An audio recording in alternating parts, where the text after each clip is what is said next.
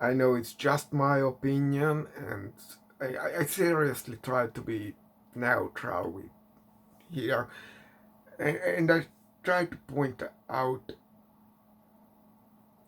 that this movie is cheap, dumb, and smells like sweat of ass. I sat through it. It was worse than I remembered. So this is Terminator Genesis X-Men edition. Seriously. Now first let's talk about the future segments. Who are those people? And why should I care about them? I don't know who they are, so I don't care. That's just fact. And sure, make it time travel movie. It's exactly like Hero Season 2 that did the same shtick. Exactly the same. Everybody went into mutant ghetto. There was a war, everybody died, and then great. Because, the Sentinel storylines and is that the Sentinels realize mutants came from humans, so why not kill the humans to prevent all the mutants appearing ever? But that aside,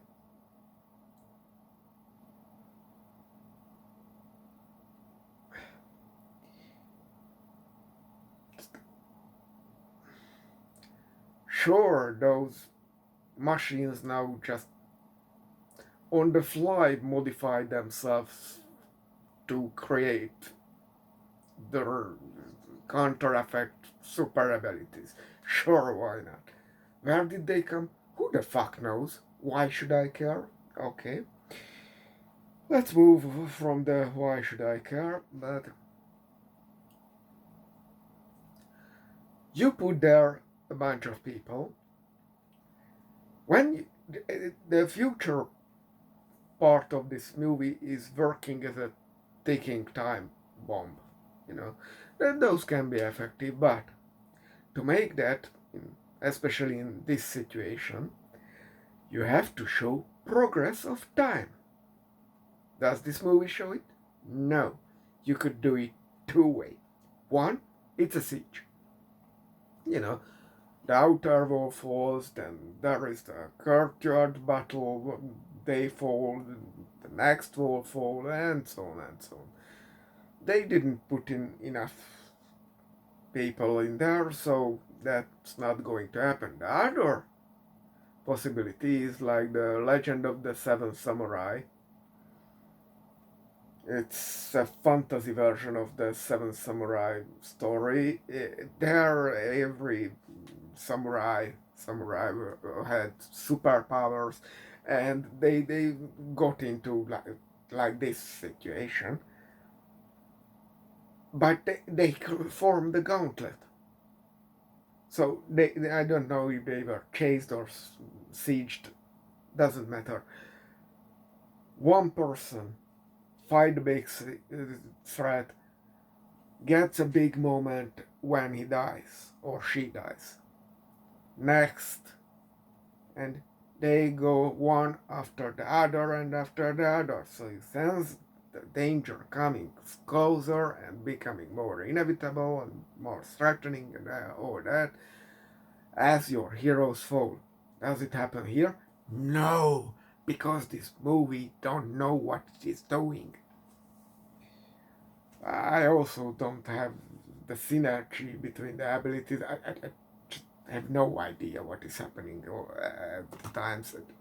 At one point, they even throw in pyro in full fire form, just like the guy from the Fantastic Four, Torch. You throw out the whole character development of Pyro and Iceman with that. And what did he achieve? Absolutely nothing. One guy gets a moment of death. One. And I don't know his name. Never was mentioned. He had some red gun or something. I don't know why the robots couldn't adapt to that. By the way, it's suspiciously similar to the Ultron stories. So. Enough of that. This is the future. There is Professor X. Why is there Professor X? He's taking the space from the next generation, and he is a villain. Why is he there? And he's useless. The invading force is robots. What can he do? Absolutely nothing. Now, let's come back to the present. I mean, the 70s this time. So there is this Trask, and he is developing the Sentinel program. So originally Mystic tried to assassinate him in front of some people, and so they approved, otherwise thrown out project. So if Mystic doesn't do anything, then the project is just nobody cares. But the movie even does that. Never mind, he just brings it to the commies then. Fuck you. And what is his motivation? Because at one point he says, oh, I don't hate them, I absolutely love them, and we should work together. How your robots will make that possible? I have zero idea, dude. At least in the role is Mr. Magical Forest Creature. At least he's a villain, so we can hate him. And they bring in Quicksilver. He has one job in this movie: rescue Magneto from some prison. He does absolutely nothing otherwise. Where is he at the final fight? Nowhere. That's where. He's a stupid, useless, cuttable character. Sure, the scene is flashy. See, it's shiny thing. Fuck you. Then they are spending a whole lot of time, and the movie desperately tries to connect itself to the original trilogy, especially the last end, but it's not. Because Professor X was shown to be much older when he went to recruit Jean, and he was walking. But in the first class timeline, he does not. So no matter how strong you try to nostalgia bait or whatever, it doesn't work. By the way, Professor X here is a heroin addict because Vietnam War allegories. There is a bunch of useless Mystic trying to impersonate the same person over and over. Absolutely garbage. And there is the scene where Magneto goes back to get back his helmet. This reminded me that there is a huge continuity problem regarding his helmet. He always loses it. He gets arrested and all that kind of stuff, but he always has the helmet in the next movie. How does that work? I didn't even think about that at all, but now I do. And you know,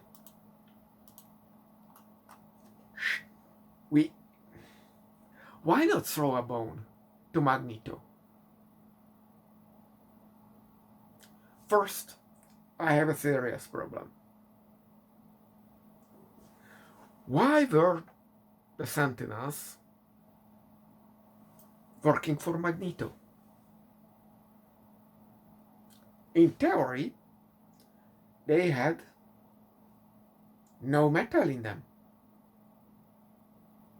So how does his magic metal powers work on them? It shouldn't.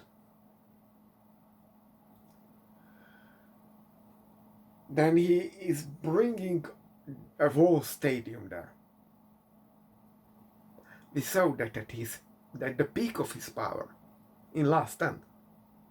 Sure, his body is older, but it's mind power. So his magnetic power there were more refined, more strong. And he carried less weight with more effort than here he does with the whole stadium.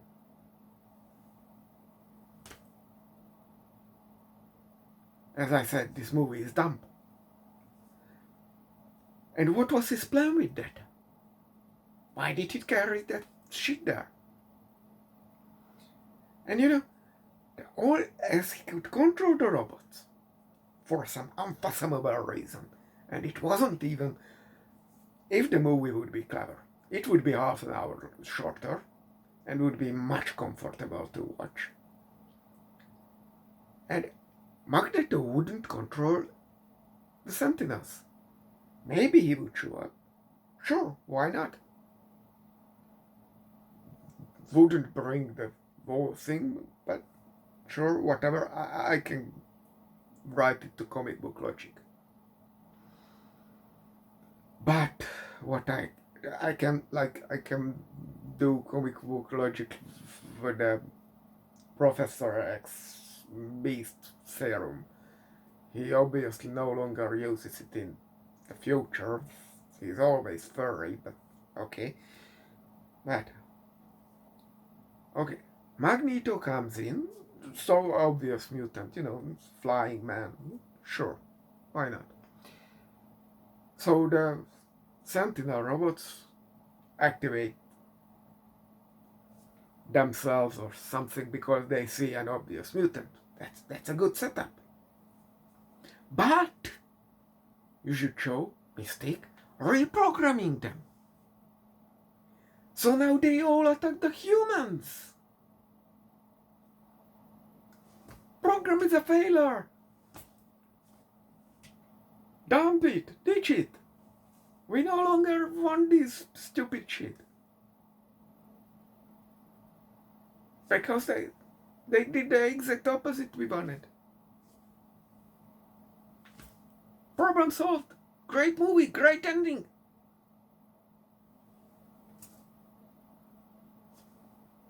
Professor X convinced Mystique to change her mind, change the plan. Mystique changed the plan, unbeknownst to Professor X. Everybody is coming out of this in the positive light. And everybody is staying in character. But no! The movie decides to be convoluted. So now, supposedly Mystique and Magneto working together. So Magneto puts down the stadium. Mystique comes out as the president. Mystique shoots Magneto. Turns back to Mystique. And don't forget, the cameras are rolling. Professor X might stop all the other people in there, but the cameras are rolling. So when they're telepathically communicating with each other, Mystique, people are watching. The show didn't stop. Those are machines. Those do not stop. But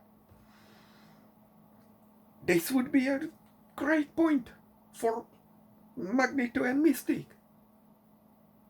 Magneto is shot down by Mystique, who is obviously a mutant, so you can't say all the mutants are evil, so why would we want to exterminate all of them? Project cancelled. You had a longer movie, a bit convoluted. Sure, whatever, 6 out of 10. We will watch it on streaming. But no! We must make Professor X the hero. The only clear villain of the X-Men franchise, for fuck's sake. Why? And you know, there is worse. There's always worse.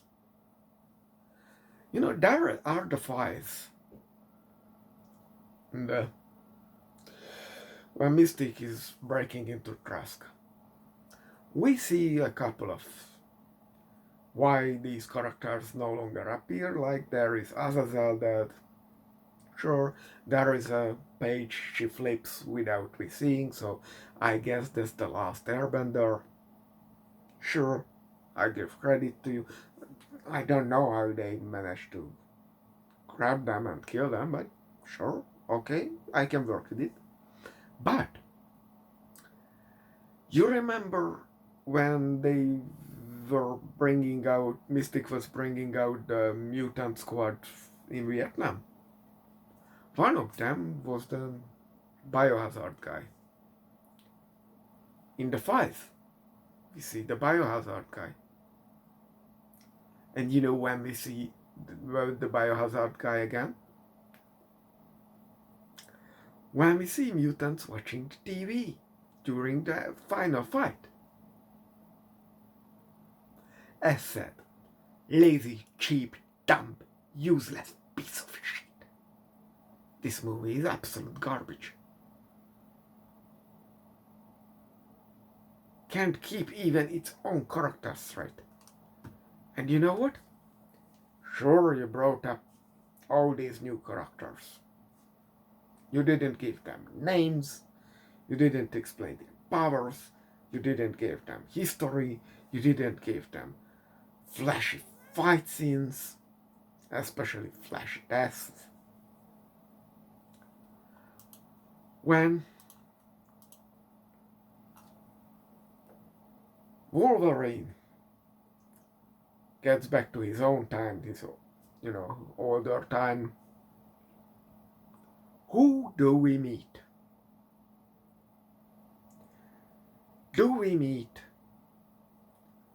We meet Iceman, but do we meet Pyro? Do we meet the teleport gate god? Nope. Do we meet the red gun guy? Nope. Do we meet Colossus? Nope. Do we meet any of the new characters? Nope. Because fuck you, that's why. By the way, we don't even meet Kitty Pryde, who was a student in the school. You showed Beast. Why is Beast in the school? He's a minister. UN ambassador or USA minister, I don't give a shit. Why is he in the school? Why isn't Kitty Pryde in the school? And how does Kitty Pryde have time-traveling powers now? Her power was to walk through walls. What happened? Got the curse of the Scarlet Witch? What the fuck is this?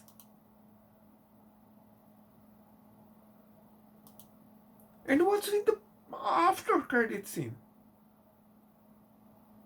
That's just a trailer for X-Men Apocalypse.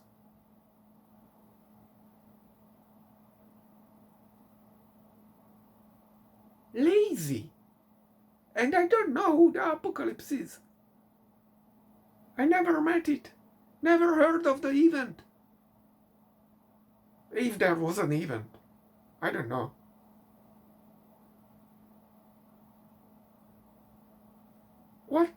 What's all this? This makes no sense. This movie absolutely makes no sense. Chewbacca is a Wookiee but lives on Endor. That makes no sense. If this doesn't make sense, say the movie is guilty.